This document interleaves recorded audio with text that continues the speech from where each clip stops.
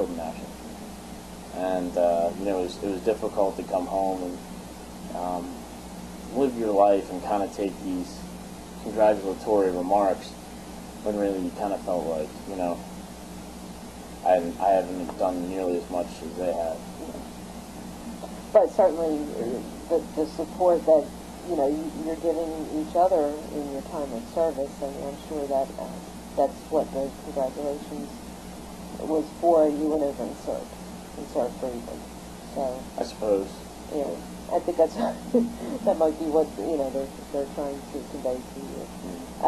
So you're back and you got out of the reserves, and did you go back to school at that point, or did you go back to school before you were through with your reserve? Yeah, I really only one semester left, and when we deployed, so because I'd been taking a lot of summer classes and that sort of thing leading up to that, so I was actually way ahead of schedule. But as it turned out, it would kind of come back to bite me, as the new rules were instituted. So some of my AP credits didn't transfer, and that's why I was ahead of schedule. And so I ended up having to take, you know, some classes again, and then stay basically a whole another year, a year and a half, I'd say. So part of it was in school, and part of it I had been graduated. By the time I got off of IRR in 2008. Did you find it hard to go back into an academic setting then? Actually, I found it very comfortable because I was living by myself at the time, so I didn't really have to deal with too many people, really. I'd go to class and then go home, you know, and study, and that was about it. So you graduated with your bachelor's degree, and how did you arrive at Westchester then? I started working,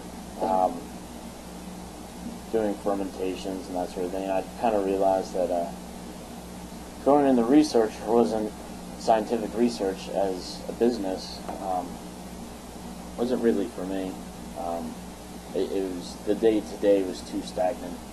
And I started thinking about Iraq a lot, actually, and about some of the atrocious, you know, sewer systems that we would have to walk through. The big piles of trash and littering the streets and stuff. So I ended up started looking at Masters in Public Health programs, and after finding one that was right down the street from me here at Westchester, I thought, well, you know, I have GI Bill money that I've never taken. I could use the GI Bill money to go back to school and get my master's degree. And I think it was about that time that the 9/11 GI Bill money was allocated, and you know, it felt great to have, you know, school be paid for and have some extra money for housing and that sort of thing, since I was obviously going to have to take time off from work. So would your aim be to bring your skills to a country like Iraq, or would it be... Possibly, but I think a lot of it too is to protect what we have here.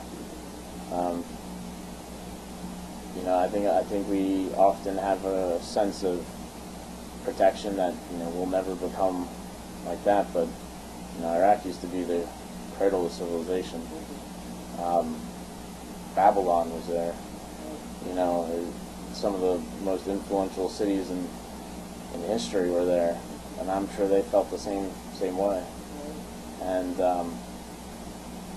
know, I guess to that degree, you know, I'd stay here. But I'm not opposed now to maybe somewhere a little friendlier than Iraq, but there's a lot of places in the world that could use help.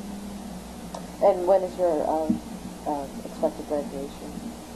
I think as it stands now, it's May of 2011. Oh no, I'm sorry, not May of 2011. 2012.